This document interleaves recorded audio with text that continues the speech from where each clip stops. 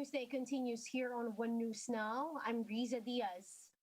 The Comelec is no longer keen on requiring aspirants in the 2022 polls to submit negative drug test results. This comes even as most presidential bets supports the proposal. Comelec spokesman James Jimenez said they have attempted to require drug testing for aspiring candidates in the previous elections. The poll body, however, was stopped by a decision from the Supreme Court in 2008. Requiring political aspirants to undergo drug testing has since been declared by the High Court as unconstitutional. It explained that only those requirements stated under the Constitution may be imposed on aspiring candidates. Now, several presidential candidates have been making their visits around the different parts of the country. Some of these turned into mass gatherings. Let's talk more about this with Undersecretary Martin Dino for the Interior Department. Sir Martin, good afternoon. Hi, good afternoon, Riza, to all our viewers. Good afternoon. Thank you, sir, for joining us this afternoon. Sir, I know you've already seen and have knowledge of this. Are you currently investigating mass gatherings or cases of mass gatherings for this matter, again, of these presidentiables that we've seen going from one place to another? Yeah, of course, we receive a lot of reports with regard to mass gathering. Kaya lang, siyempre, meron naman tayong mga alert level ngayon na sinusunod, no? In an area of Laguna, alert level 2. So, meron tayong 50% pagka indoor, tapos 70% pag outdoor. Tapos yun na nga, alam na naman natin kung sino yung mga presidentiable ngayon, lalo na yung talagang nag-create ng mass gathering. And of course, the next is super spreading nitong COVID-19. Actually, right now, Secretary Anyo is ordering the regional director to investigate these activities nitong mga candidates natin. At yun nga, according to Comelec, wala pa namang formal na kampanya, pero siyempre dapat sumunod sila sa health protocol dahil ito na nga, naghihirap na tayo for almost 1 year. Pagkatapos dahil lang dito sa campaign na ginagawa nito at lalo-lalo na pagka nagpapalabas ng ayuda, talagang dinadayo ng pinupuntahan talaga nito mga matante. Pero magpapalabas na kami ng guidelines ng DILG. Actually, nung nagkaroon kami ng meeting ng MANCOM, in-inform na kami ni Secretary Anyo na hindi na namin intayan ang guidelines ng Comelec. Kami mismo dito sa DILG ay magpo-formulate na kami ng guidelines para masabihan namin yung mga local and national candidates regarding this matter. Mm-hmm. Sir Martin, what are the possible, let's say, penalties para po dun sa mga nag-violate ng health protocols? We will definitely recommend for the disqualification of this candidate who will not abide the health protocol na i-request ng or i-provide ng DILG. All right. Maraming salamat po and thank you for sharing with us your time and your insight. That is Interior Undersecretary Mr. Martin Dino. Thank you, sir. Thank you very much, Lisa. At again, pati health protocol na lalo-lalo na tomorrow sa Undas, kahit na nakasara yung cemetery, definitely may pupunta pa rin. So, nakabantay kami dyan. Okay? All right. Thank you. God bless. Maraming salamat, sir. Stay safe. Now, here are other developments in Philippine politics. Vice President Leni Robredo is running for president in 2022, said she should be a public vetting, or there should be a public vetting of candidates for Comelec positions. 4 Comelec commissioners are expected to vacate their posts months prior to the election day.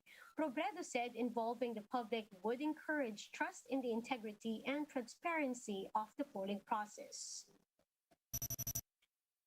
Another presidential aspirant, Senator Ping Lacson, said he has reservations on the proposed charter change. Lacson said it is easy to say only economic provisions will be changed, but once deliberations are ongoing, some groups may insert political amendments, including term extension. And Manila Mayor Isko Moreno, standard bearer of Aksyon Demokratiko, said he will focus on a livelihood if he becomes president in 2022. Moreno's proposed measures include cutting taxes on oil and electricity, realigning President Duterte's Build, Build, Build to constructing more hospitals and schools, and providing stimulus to small businesses. Now, journalist Dondon Dinoy was gunned down inside his own home in Davao del Sur last night. Police are now conducting an extensive investigation to determine the killer's motives. Gemma Vansenya with the rest of the story. Broadcast journalist Orlando Dinoy, also known as Dondon, was shot dead inside his apartment in Bansalan, Davao del Sur. The incident happened on Saturday night while he was preparing for his dinner. According to a witness, an armed man went out of the victim's house after a series of gunshots. Palabas ako ng pintuan. Nakita ko yung pagbaba ng barel. Dalawa sila. Yung isa nakamotor, yung isa naka-jacket. Siya yung nagtago ng barel. His father, Eddie Dinoy, said he still can't believe this happened to his eldest son, but he did not comment on the possible motives behind the killing. Wala na kaming masasabi. Biniril na siya eh. Di rin kami naniniwalang masasolve itong case niya. Police are now conducting an in-depth investigation. PNP Chief Guillermo Eliazar said they will look at all possible angles of the case.